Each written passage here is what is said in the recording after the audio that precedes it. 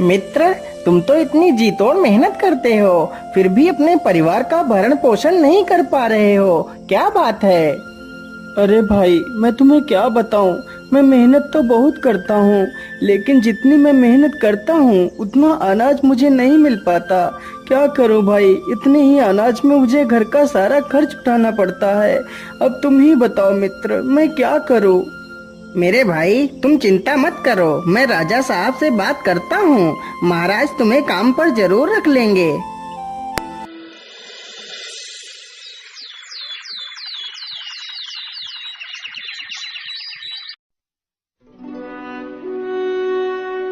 अगले ही दिन पन्ना लाल राजा से बात करता है।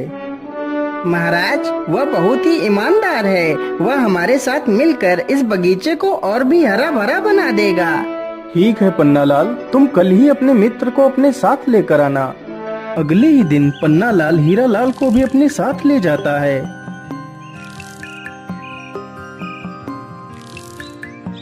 हीरा लाल, तुम्हें अपने मित्र के साथ मिलकर इस बगीचे की देखभाल करनी है। यदि तुम यहाँ पर ईमानदारी से काम करोगे तो जल्दी ही तुम्हारी पगार बढ़ा दी जाएगी। मैं तुम्हें हर महीने 40 सोने की मोहरें दूंगा। ठीक है महाराज, मैं पूरी ईमानदारी से आपका काम करूंगा। महाराज, आपका बहुत बहुत धन्यवाद जो आपने मुझे इस काबिल समझा।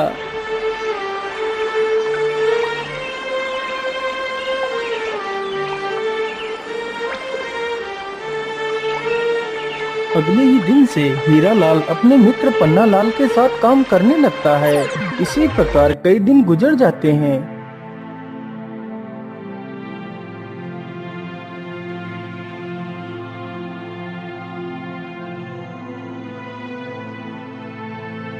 अरे पन्ना लाल, आज तुम्हें क्या हुआ? क्या आज तुम राजमहल नहीं जाओगे?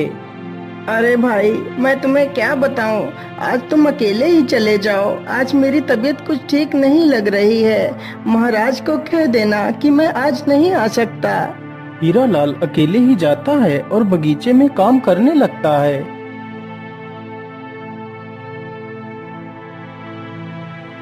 अरे हीरा लाल, आज तुम अकेले ही बगीचे में काम कर रहे हो।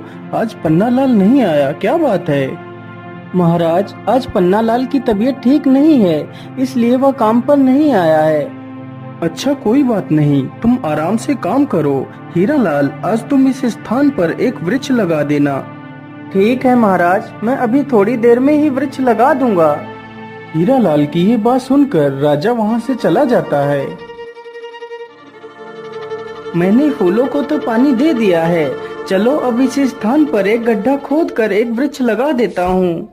इतना सोचकर हीरा लाल गड्ढा खोदने लगता है। कुछ देर गड्ढा खोदने के बाद अचानक हीरा लाल के फावड़े में कोई वस्तु टकराती है। अरे ये क्या? ये आवाज किस चीज की थी? मुझे लगता है यहाँ पर कोई वस्तु जरूर है। मैं ऐसा करता हूँ, जल्दी से इस स्थान को खोद देता हूँ।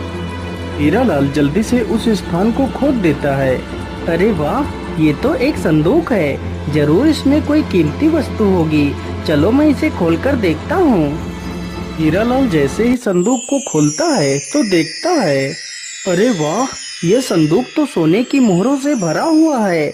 चलो मैं जल्दी से इस संदूक की खबर राजा को दे देता हूँ। महाराज जल्दी चलिए, बगीचे में कोई पुराना संदूक निकला है।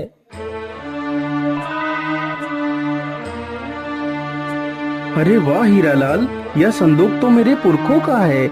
इस संदूक को तो मैं कितने वर्षों से ढूंढ रहा था, लेकिन मुझे यह संदूक नहीं मिला और आज तुमने इस संदूक को ढूंढ लिया। मैं तुमसे बहुत प्रसन्न हुआ। आज तुमने अपनी ईमानदारी का खरा सबूत दिया है हीरा लाल, इसलिए मैं तुम्हें कुछ इनाम देना चाहता हूँ।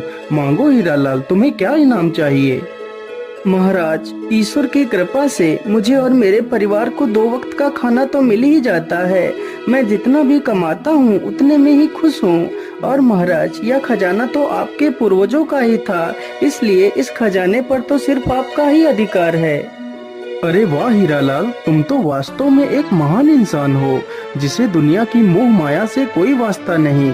मैं तुमसे बहुत प्रभावित हुआ हीरालाल। आज मैं तुम्हें अपना मंत्री घोषित करता हूँ।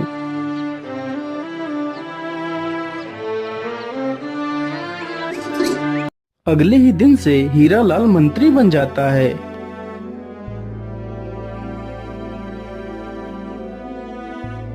अरे सैनिक भाई, आज मेरा मित्र हीरालाल काम पर नहीं आया, क्या बात है?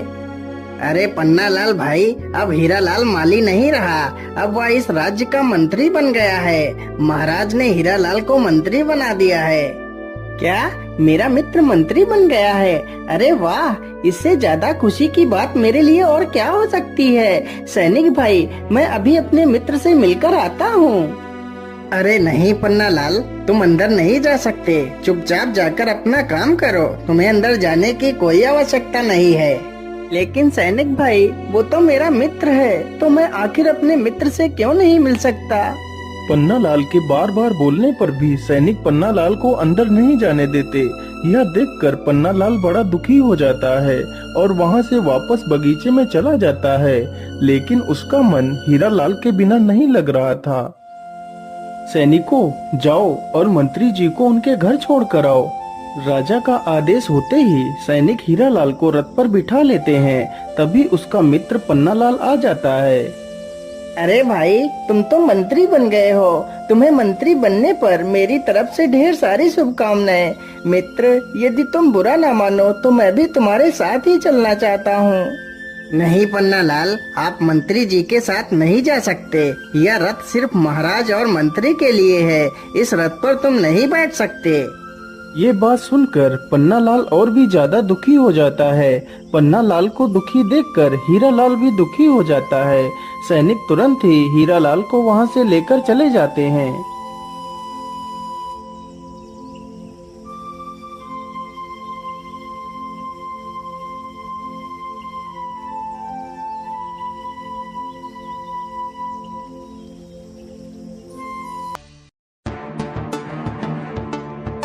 अरे ये क्या? ये वृक्ष अचानक से सूखने कैसे लगा? देखते ही देखते पूरा वृक्ष कुछ ही पलों में सूख जाता है। ये देखकर पन्नालाल काफी ज्यादा परेशान हो जाता है। अरे ये क्या? ये तो सारा पेड़ सूख गया। महाराज को तो यह बगीचा अत्यंत प्रिय है। यदि बगीचे में कुछ हो गया तो महाराज मुझे नौकरी से भी निकाल देंगे।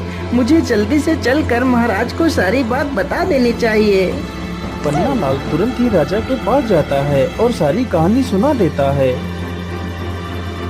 लेकिन पन्नालाल, आखिर अचानक से पेड़ कुछ ही पलों में कैसे सूख सकता है? इसका क्या कारण है? महाराज, ऐसा होना संभव है। यदि बगीचे के ऊपर से कोई पर वाला सर्प निकल जाए तो उस स्थान की सारी हरियाली धीरे धीरे नष्ट हो जाती है। लेकिन मंत्री जी, क्या इस रोग को रोकने का कोई उपाय नहीं है?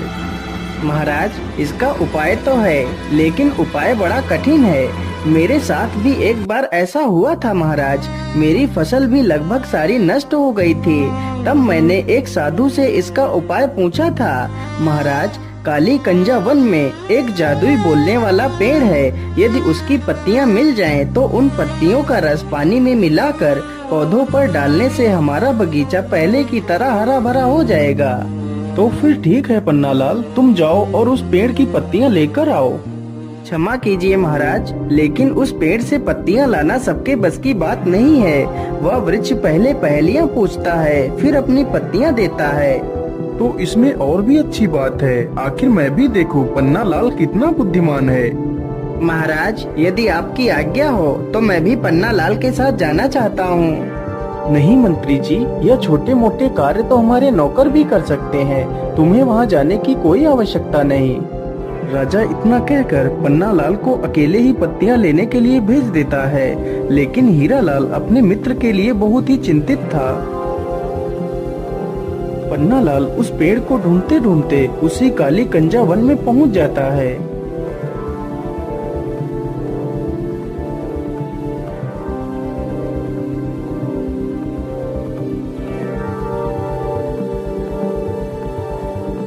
क्या करूं? कैसे पता करूं? आखिर वह जादुई पेड़ कौन सा है?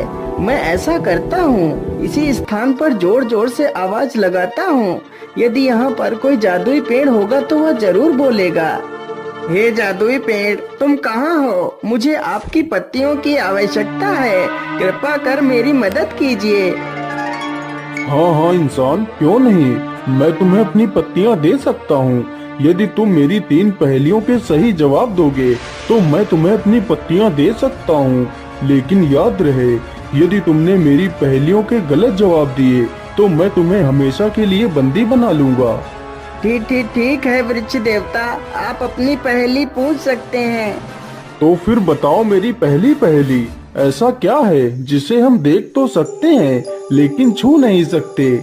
पन्नालाल पहेली सुनकर डर जाता है क्योंकि उसे उस पहेली का जवाब नहीं पता था। मुझे लगता है तुम्हें मेरी पहेली का जवाब नहीं पता है। चलो मेरी दूसरी पहेली सुनो। मैं अलबेला कारीगर, काटू काली घास, राजा रंक सिपाही, सिर झुकाते मेरे पास। तथा मेरी तीसरी पहेली, खुशबू है पर फूल नहीं, जलती है पर जलन नहीं। लेकिन वृक्ष देवता, मुझे तो इन तीनों पहेलियों का जवाब नहीं पता है। अरे इंसान, तुमने तो मेरी एक भी पहेली का जवाब नहीं दिया, इसलिए मैं तुम्हें पत्तियां नहीं दे सकता और वादे के अनुसार तुम्हें बंदी बनाना पड़ेगा। इतना कहकर वृक्ष पन्नालाल को बंदी बना लेता है। उधर पन्नालाल का मित्र हीरालाल पन्नालाल से मिलने के लिए तरकीबें सोच रहा था। महाराज, आज मेरा स्वास्थ्य कुछ ठीक नहीं लग रहा, इसलिए आज मैं आराम करना चाहता हूँ महाराज। ठीक है मंत्री जी, आप जाकर आराम कर लीजिए। मंत्री चुपचाप महल के पीछे के दरवाजे से निकल जाता है।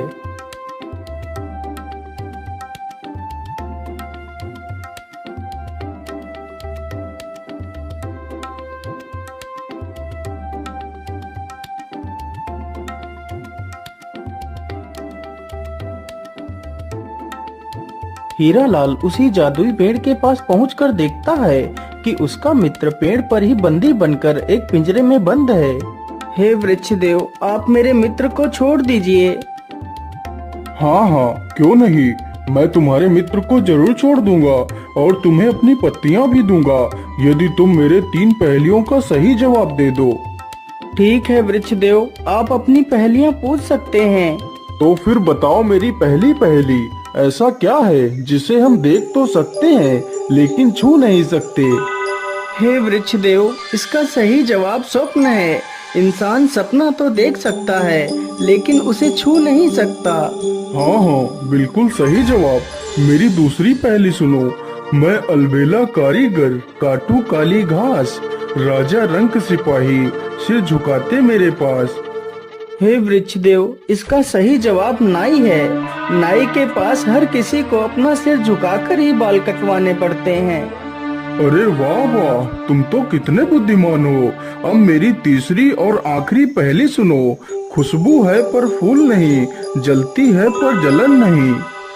हे वृक्ष देव, इसका सही जवाब अगरबत्ती है। अरे वाह वाह, तुम तो वास्तव में बुद्धि का प्रतीक हो। मैं तुमसे अत्यंत प्रसन्न हूँ, इसलिए मैं तुम्हारे मित्र को आजाद करता हूँ और तुम्हें अपनी दिव्य पत्तियाँ भी देता हूँ। वृक्ष तुरंत ही उसके मित्र को आजाद कर देता है।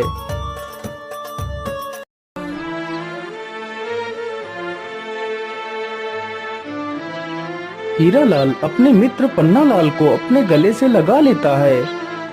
मेरे मित्र, मैं मंत्री बनकर तुमसे कितना दूर हो गया। मुझे मंत्री नहीं बनना है। पहले तो हम साथ में ही रहते थे, साथ में ही काम करते थे, लेकिन अब तो तुमसे मिलना भी मुश्किल हो जाता है। मैं आज ही महाराज को बोल दूंगा कि मुझे मंत्री नहीं बनना है, मैं माली बनकर ही खुश हूँ।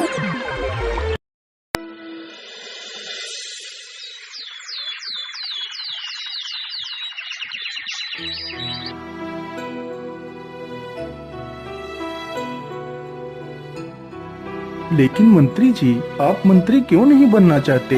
इस पद के लिए तो लोग पागल हो जाते हैं, लेकिन तुम ऐसा क्यों करना चाहते हो? महाराज, मैं मंत्री बनकर अपने मित्र को खोना नहीं चाहता, यदि मैं आज उस वृक्ष के पास नहीं जाता तो मेरा मित्र वापस लौटकर कभी नहीं आ पाता। मैं मंत्री बनकर अपने मित्र से पूरी तरह अलग हो चुका हूँ। अब मैं अपने मित्र को नहीं खोना चाहता, इसलिए मैं मंत्री नहीं बनना चाहता महाराज। मुझे एक माली बनकर ही रहना है। हीरालाल की ये सारी बातें सुनकर राजा भी भावुक हो जाता है। वाह हीरालाल वाह, तुम तो नाम के ही नहीं बल्कि सच में एक हीरे हो। मैं तुम्हारी मित्रता को प्रणाम करता हूँ। आज से तुम हमेशा अपने मित्र के साथ ही रहोगे। इस प्रकार हीरालाल और पन्नालाल फिर से दोनों साथ में ही काम करने लगते हैं।